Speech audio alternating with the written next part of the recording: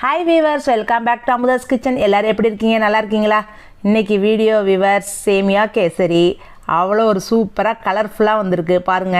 அப்படியே முந்திரி திராட்சை போட்டு அந்த சேமியால நெய் விட்டு பண்ணா அவ்வளோ ஒரு சூப்பரா இருந்துச்சு viewers சேமியா கேசரி. இந்த சேமியா கேசரி நீங்க கூட பண்ணணும்ல? வாங்க வீடியோக்குள்ள போலாம். அது எப்படி பண்ணலாம்னு உங்களுக்கு சொல்றேன். என்னன்னா சாதாரண சேமியாவை வாங்கிக்கங்க, வறுத்த சேமியா வாங்காதீங்க. அந்த சேமியாவை சாதாரண சேமியா 1 கப்பு வச்சுருக்கேன், அதாவது 200 கிராம் போதும். அப்புறம் 10 முந்திரி பருப்பு எடுத்து இதே மாதிரி கட் பண்ணி வச்சுக்கிட்டேன். ஒரு 15 திராட்சை, அவ்வளோதாங்க, காஞ்ச திராட்சை. அது தேவையான அளவு கலருங்க. அது வந்து 1 கப்பு சேமியாவுக்கு அரை கப்பு சுகர் போதும். அரை கப்போட கம்மியாக கூட போட்டுக்கலாம், ரொம்ப வேண்டியதில்லை. அப்புறம் ஒரு 5-6 டீஸ்பூன் நெய்யுங்க, பசு நெய், உங்களுக்கு எந்த நெய்னாலும். ஆனால் டால்டா ரொம்ப ஊற்றாதீங்க. கேசரிக்கு நான் அப்பயே சொல்லியிருக்கேன், நெய்னா கம்பல்சரி யூஸ் பண்ணணும், அப்போ தான் நல்லது, உடம்பு கூட நல்லது, பசங்கள்லாம் சாப்பிடுவாங்க. இப்போ பாருங்கள், எண்ணெய் சட்டியை காயறதுக்குள்ளேயே நான் ஒரு டேபிள் ஸ்பூன் வந்து நெய்யை போட்டுட்டேன். அப்படி அவசரப்படாதீங்க, கொஞ்சம் எண்ணெய் சட்டி காஞ்சதுக்கு அதுக்கப்புறம் நெய் போடுங்க, 2 டேபிள் ஸ்பூன் போடுங்க.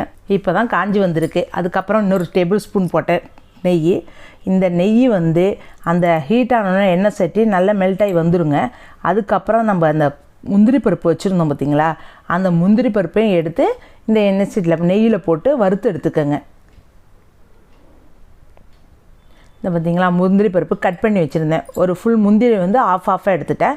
அப்படியே பாருங்கள் எவ்வளோ நிறையா குவான்டிட்டி கொடுக்கும். ஃபுல் முந்திரியே போட்டுறாதீங்க, முழுசாக போட்டோம்னா அப்படியே பசங்களாலே சாப்பிட முடியாது, பெருசாகவும் இருக்கும். இது ஆஃப் கட் பண்ணி போட்டோம்னா அவ்வளோ சூப்பராக இருக்கும். இங்கே பாருங்கள், எப்படி கட் பண்ணி அப்படியே வறுக்கிறதுல வந்து நெய்யில் விட்டு அப்படியே ஒரு நெய்யை ஊற்றி அந்த முந்திரி போட்டு வறுத்தோம்னா வீட்டில் ஏதோ ஒரு ஸ்வீட் பண்ணுறோன்னு கம்பல்சரி பசங்களுக்கு தெரிஞ்சிருங்க. ஆஹா, என்ன ஸ்வீட் மம்மின்னு அப்படின்னு கேட்பாங்க. அதனால் கம்பல்சரி இது மாதிரி நெய் விட்டு நல்லா வருங்க. சில பேர் ஆயிலு டால்டா யூஸ் பண்ணுவாங்க, அது யூஸ் பண்ண வேணாம். நெய் முடிஞ்ச அளவு நெய் யூஸ் பண்ணுங்கள் விவர்ஸ், ஓகேவா? திராட்சை பழம் வந்துருங்க, காஞ்ச திராட்சை ஒரு 15 திராட்சை இருந்துச்சு, அதையும் அந்த நெய்யிலே போட்டு முந்திரி பருப்போடு போட்டு வறுக்கிறேன்.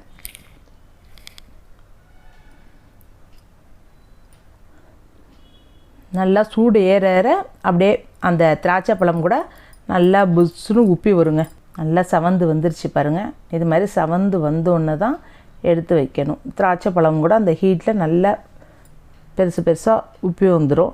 அப்புறம் நம்ம வந்து சேமியாவில் எடுத்து ஆட் பண்ணுறப்ப சப்பையாயிரும். ஆனாலும் நெய்யில் போட்டு வதக்கணுன்னா அந்த நெய் வந்து ஃபேவர் வந்து அந்த திராட்சை பழையில் சேர்ந்துருக்கும்.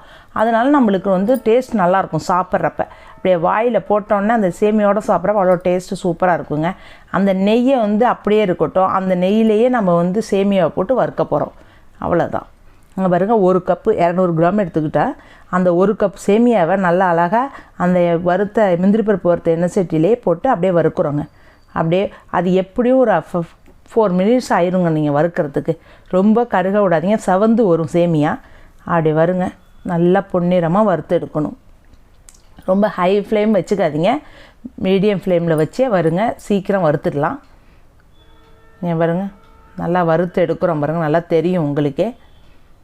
சாதாரண சேமியா கேசரி தானே அப்படின்னு கூட நினைக்கலாங்க. அந்த சேமியாவை வச்சே நம்ம எவ்வளோ அழகாக ஸ்வீட் ஒன்று பண்ணியிருக்கோம் பாருங்கள்.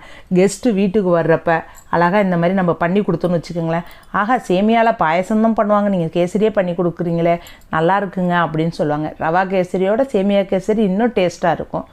அதுக்கு தான் சொல்கிறேன், நீங்களும் செய்யுங்க மறுபடியும், ஓகேவா?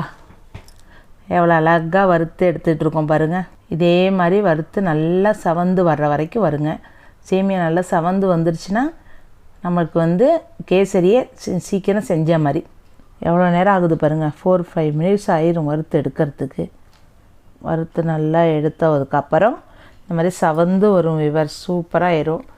இப்போ என்னன்னா தண்ணி வந்து இதுக்கு 1 கப்பு சொல்லியிருந்தோம் பார்த்தீங்களா, 1.5 கப்பு 1.25 கப்பு ஊற்றுங்க, அவ்வளோதான்.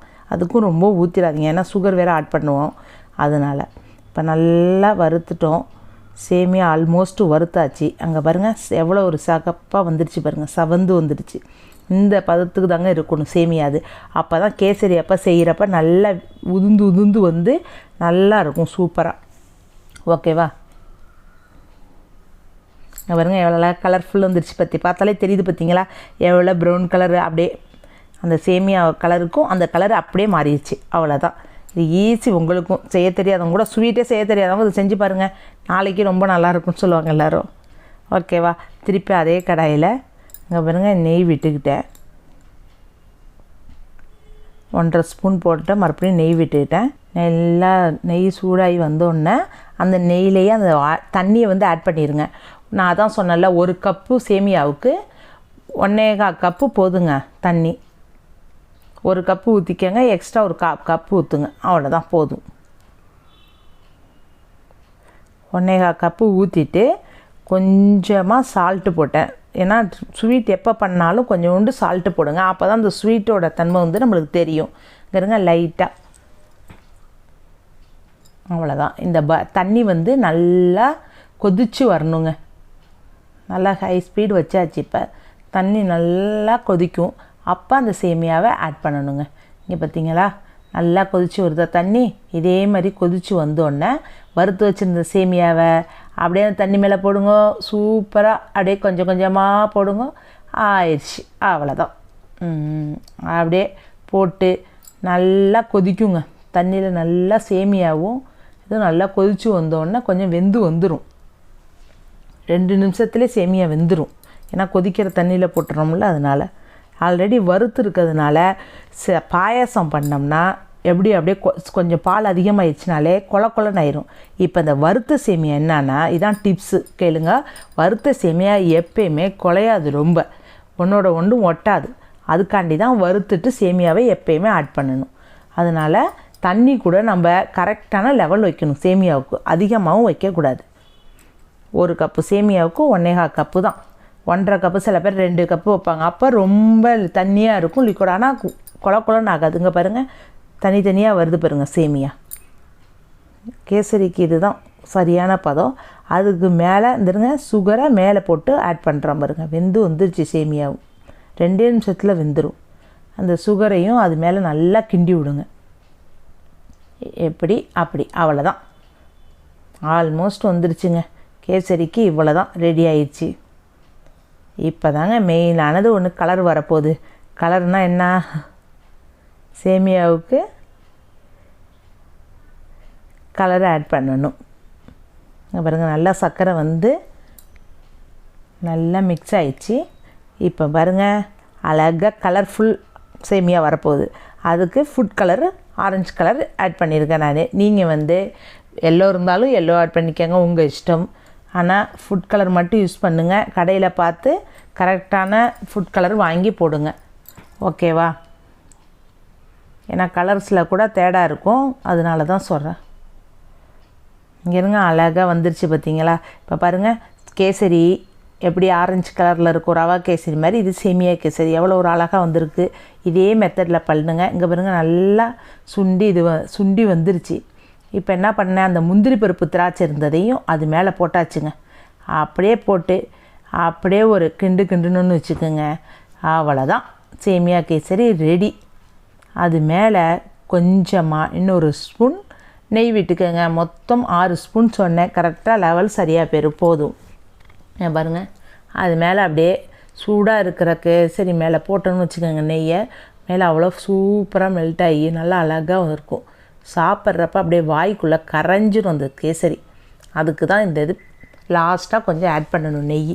அங்கே பாருங்கள் எவ்வளோ அழகாக இருக்குது பாருங்கள். நல்லா மிக்ஸ் பண்ணிவிட்டு அப்படியே கொஞ்ச நேரம் ஆற விட்டு எடுத்து சாப்பிட்டோன்னு வச்சுக்கோங்க, அப்படி இருக்குங்க. ஓகேவா? இப்போ பாருங்கள் நாங்கள் வந்து ஒரு பவுலில் வச்சு உங்களுக்காண்டி காமிச்சிருக்கேன். எவ்வளோ ஒரு சூப்பராக இருக்குது வீவர்ஸ். உங்களுக்கும் பிடிச்சிருந்துச்சுன்னா ட்ரை பண்ணுங்கள், சப்ஸ்கிரைப் பண்ணுங்கள், லைக் பண்ணுங்கள், ஷேர் பண்ணுங்கள். ஓகே வீவர்ஸ், நெக்ஸ்ட் வீடியோவில் இதோட சூப்பரான டிஷ்ஷோடு உங்களை வந்து சந்திக்கிறேன். பாய்.